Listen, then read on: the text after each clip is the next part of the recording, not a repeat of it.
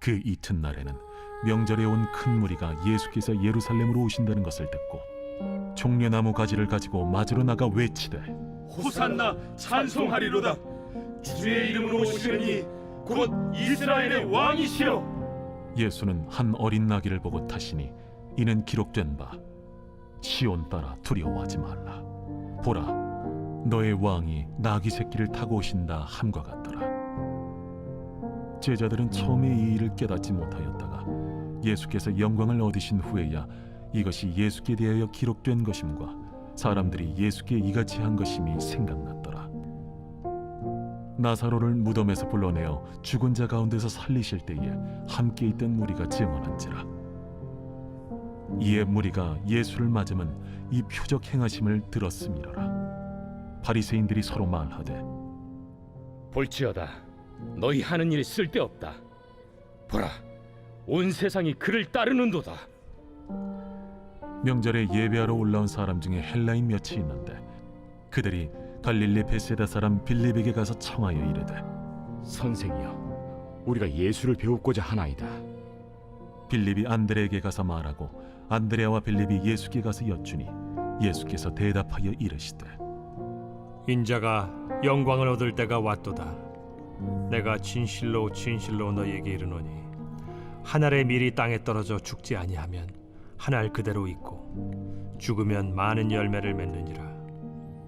자기의 생명을 사랑하는 자는 잃어버릴 것이요 이 세상에서 자기의 생명을 미워하는 자는 영생하도록 보존하리라.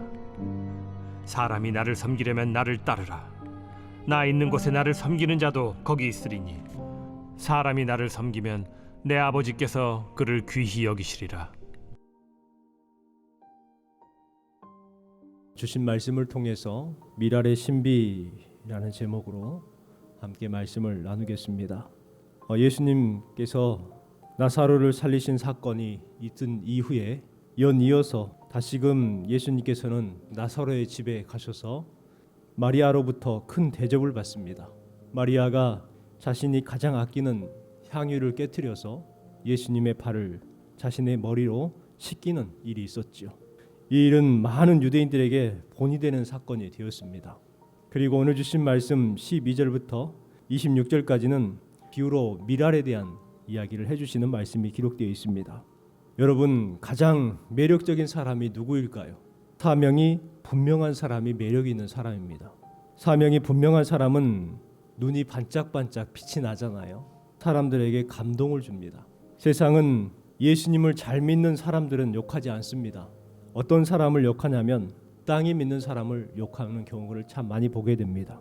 교회를 향해서 욕을 하는 것은 예수님을 잘 믿는 사람을 좀 보고 싶다라는 그러한 말처럼 들리기도 합니다. 저와 여러분이 이 세상에서 하나님을 잘 믿는 성도가 되었으면 좋겠습니다. 우리가 세상에서 하나님을 잘 믿는 성도가 되기 위해서는 어떻게 해야 할까요? 오늘 주신 말씀에 미랄이 되라고 말씀하고 있습니다. 봄에 씨앗을 심으면 그 씨앗은 땅속에 어둡고 축축한 곳에 머물게 됩니다. 썩어지는 것 같고 죽는 것 같이 보이기도 합니다.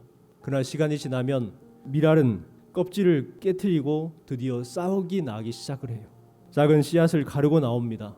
씨앗이 깨져야 되는 것이죠. 예수님께서 예루살렘에 머무실 때에 제자들에게 이렇게 말씀하셨습니다. 내가 진실로 진실로 너희에게 이르노니 한 알의 밀이 땅에 떨어져 죽지 아니하면 한 알 그대로 있고 죽으면 많은 열매를 맺느니라. 한 알의 씨앗이 죽어야 비로소 싹이 나고 그 싹이 자라야 열매를 맺는다는 말씀입니다. 예수님께서 왜 이 말씀을 하셨냐면 예수님께서는 이 땅에 첫 번째 씨앗으로 오셨기 때문에 그렇습니다. 예수님의 사명은 미랄이 되기 위해서 오신 것이죠. 사명이 분명했던 분이었습니다. 그 사명을 향해서 꿋꿋하게 갔고 예수님의 눈은 반짝였을 겁니다. 그리고 사람들에게 감동을 주었을 겁니다. 오늘 본문 12절부터 보면 예수님은 예루살렘에 입성을 하는 것을 보게 됩니다. 예수님의 예루살렘 입성은 성대하게 이루어지지 않았고 초라하게 이루어집니다. 예수님께서 예루살렘에 입성하는 모습은 초라했죠. 어린 낙이 한 번도 사람을 태워보지 못한 어린 나귀를 타고 그렇게 예루살렘 성으로 올라오셨습니다. 그런데 영적으로 보면 엄청난 사건입니다. 예수님께서 예루살렘에 입성한 의미는 세 가지를 가지고 있습니다. 첫 번째는 예수님께서 죽으시기 위해 예루살렘 성으로 향하셨다는 것입니다. 죽으시기 위해서. 두 번째는 예수님의 예루살렘 입성은 예언의 응답이었습니다.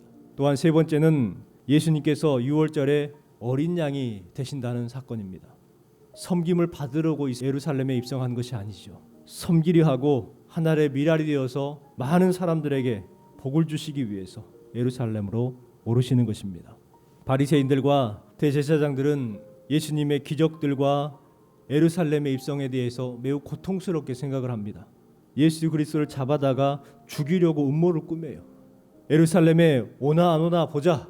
지금 보고 있는 상황 가운데에 예수님께서는 그렇게 라기를 타고 예루살렘으로 입성을 하셨습니다. 이에 반해 오늘 본문 말씀에 보면 예수 그리스도의 예루살렘 입성을 환영하는 인파가 있음을 보게 됩니다. 예수님께서 오시는 그 모습을 보고 세 가지 부류로 나눠지어서 환영하게 되죠. 첫 번째는 예수님의 표적을 목격했던 사람들입니다. 17절 말씀에 보면 나사로를 무덤에서 불러내어 죽은 자 가운데에서 살리실 때에 함께 있던 무리가 증거한지라 이렇게 기록하고 있습니다.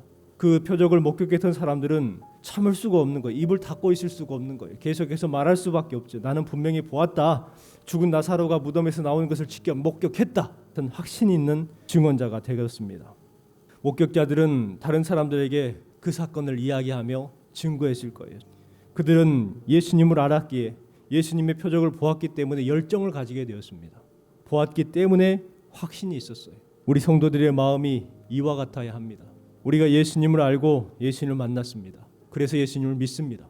그러게 우리들은 예수님을 아는 사람으로서 우리들이 예수님을 증거했던 것처럼 우리 또한 예수님을 증거하는 삶을 살아가야 합니다. 두 번째는 소문으로 들었던 사람들입니다. 그러니까 예수님의 그 표적을 직접 본 것이 아니라 증언하는 사람들에 의해서 들었던 사람들의 이야기가 기록되어 있죠. 18절 말씀입니다. 이에 무리가 예수를 맞음은 이 표적 행하심을 들었음이로라 라고 기록하고 있습니다. 17절에는 직접 목격했던 사람들의 이야기, 증언이 기록되어 있고 18절 말씀에는 그것들을 들었던 사람들의 행동들이 기록되어 있죠. 많은 유대인들이 예수님을 보기 위해서 찾아왔습니다. 그 가운데에 헬라인까지도 있었다라고 기록을 합니다. 죽었던 나사로가 살아났다는 소문, 엄청난 소문이 되었을 거예요. 그래서 나도 한번 예수님을 만나보고자 하는 그런 마음을 가지고 찾아왔을 겁니다. 20절, 21절 말씀에 보면 명절에 예배하러 올라온 사람 중에 헬라인 몇이 있는데 그들이 갈릴리 벳세다 사람 빌립에게 가서 청하여 이르되 선생님이여 우리가 예수를 배우고자 하나이다. 들었으면 그에 대한 반응이 있는 것이죠. 나도 좀 예수님을 만나고 싶다. 나도 좀 예수님을 경험하고 싶다. 이와 같은 마음이 생기게 되는 것입니다. 갈망이 있는 것이죠. 그들에게 복음에 대한 갈급함이 있었기 때문에 그렇습니다. 우리 성도들은 갈급함으로 삶을 살아가야 합니다. 더욱더 주님을 알아가려고 하는, 내가 그동안 알고 있는 예수님, 알고 있는 하나님에서 멈춰버리는 것이 아니라 더 깊이 더 나아가서 하나님을 알고자 하는 복음에 대한 궁금증이 있어야 하는 것이죠. 세 번째는 예수님을 반대했던 바리새인들의 모습을 발견하게 됩니다. 이 사람들은 예수님이 예루살렘에 오는 것을 매우 싫어했던 사람들이죠. 19절 말씀에 보면 바리새인들이 서로 말하되 볼지어다 너희 하는 일이 쓸데없다 보라 온 세상이 그를 따르는도다 하니라. 예수님이 예루살렘에 입성하여 기뻐하는 사람들, 환영하는 사람들이 있는 반면에 그 속에 무리 가운데 섞여서 수군거리는 사람들이 있었어요. 그 사람들이 누구냐면 바리새인들이었습니다. 바리새인들은 실망을 하죠. 이제 다 쓸데없는 일이 돼버렸다. 봐라, 무리들이 다들 예수님을 따른다. 예수님의 기적에 대해서 듣고 보았음에도 불구하고 그들은 변화되지 않았습니다. 그들은 그 사실을 은폐하려고 했고 곡해하려고 했고 왜곡하려고 했습니다. 세상에는 이와 같이 세 부류의 사람으로 나눕니다. 우리는 어떻게 삶을 살아가고 있습니까? 이 사순절을 맞이해서 우리의 마음 가운데 있는 바리새인의 생각들을 버렸으면 좋겠습니다. 예수님의 복음을 은폐하고 곡해하고 왜곡하고 있지는 않은가? 내가 알고 있는 대로 내 생각대로 예수님을 믿고 있지 아니한가? 그러한 것들을 벗어내는 그러한 시간들이 되었으면 좋겠습니다. 예수님이 예루살렘에 입성하실 때에 그 인파 속에 헬라인 몇 사람이 있었습니다. 그들이 예수님을 뵙기 위해서 빌립에게 부탁합니다. 선생이여 우리가 예수를 배우고자 하나이다. 이렇게 말을 해요. 헬라인들이 예수님을 만나시고자 하십니다. 어떻게 할까요? 이렇게 물어봤겠죠. 그 이야기를 들은 예수님의 대답은 좋다, 싫다의 답이 아니었습니다. 예수님은 예상 밖의 대답을 하죠. 한 알의 밀이 땅에 떨어져 죽지 아니하면 한 알 그대로 있고 죽으면 많은 열매를 맺느니라. 예수님께서 헬라인 몇 사람이 예수님을 찾아온 이야기를 듣고 무엇이라고 말씀합니까?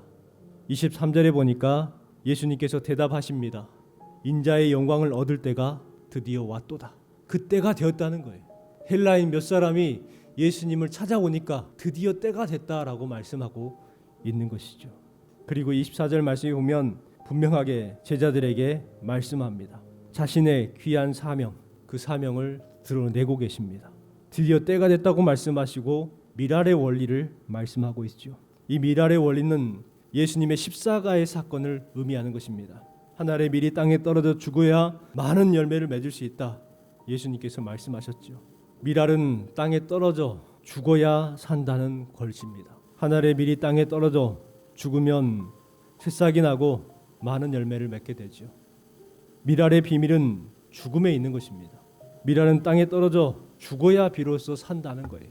포기하면 얻고 순종하면 기적이 일어나는 원리가 바로 여기에 있습니다. 계속해서 예수님께서는 미랄의 원리와 적용에 대해서 25절 말씀에 이야기를 합니다. 25절 말씀 같이 한번 읽어볼게요. 자기의 생명을 사랑하는 자는 잃어버릴 것이요 이 세상에서 자기의 생명을 미워하는 자는 영생하도록 보전하리라. 미랄에 대한 이야기를 하시고 나서 제자들에게 이 미랄의 삶을 이야기를 하시면서 자기 생명을 사랑하는 자는 잃어버린다. 이 세상에서 자기의 생명을 미워하는 자는 영생하도록 보존하리라. 이와 같이 이야기합니다. 곧 미랄이 죽어야 한다는 것이. 이 말씀에 기록되어 있는 이 생명에 대한 단어는 두 가지로 나누어져 있습니다. 전반부에 나오는 이 생명은 푸시케입니다. 육체의 생명을 말하죠. 그리고 후반부에 나오는 영생하도록 보존하리라. 여기에서 영생은 조예입니다. 영원한 생명을 말하죠. 육체의 생명을 포기하면 영원한 생명을 얻게 된다 말씀하고 있는 것입니다. 우리가 육체의 생명을 포기하고 영원한 생명을 얻기 위해서 어떠한 삶을 살아가야 되는가? 첫 번째는 자기를 부인하는 삶을 살아가야 하는 것이죠. 우리는 이 땅에 살아가는 그 삶에 대해서 집착하는 것이 아니라 영원한 생명, 그 생명에 대해서 더욱 갈급해하는 삶을 살아가야 합니다. 두 번째는 자기 십자가를 져야 합니다. 씨앗이 죽어서 열매를 맺으면 두 번째로 자기의 십자가를 지고 주님을 따라야 합니다. 우리 26절 말씀, 예수님께서 제자들에게 말씀하실 때에 따를 때에 어떤 것을 지고 따르라고 말씀하셨습니까? 자기 십자가를 지고 따르라 말씀하셨습니다. 우리 성도들은 자기의 십자가를 져야 하고 그 십자가를 지고 주님을 따르는 삶을 살아가는 성도들입니다. 예수님께서 우리에게 말씀하십니다. 한 알의 미랄이 되어라. 너의 육적인 생명에 목숨 거는 것이 아니라 하늘의 영원한 생명을 위해 삶을 살아가라 말씀하고 있습니다. 이번 사순절 기간 동안 육신의 생명에 집착하는 것이 아니라 그 영생을 맛볼 수 있는 귀한 우리 사순절 기간이 됨을 통해서 주님을 온전히 따를 수 있는 저와 여러분의 삶 가운데에 하나님의 크신 놀라운 역사가 임하게 되는 사순절 기간이 되기를 주님의 이름으로 축원합니다.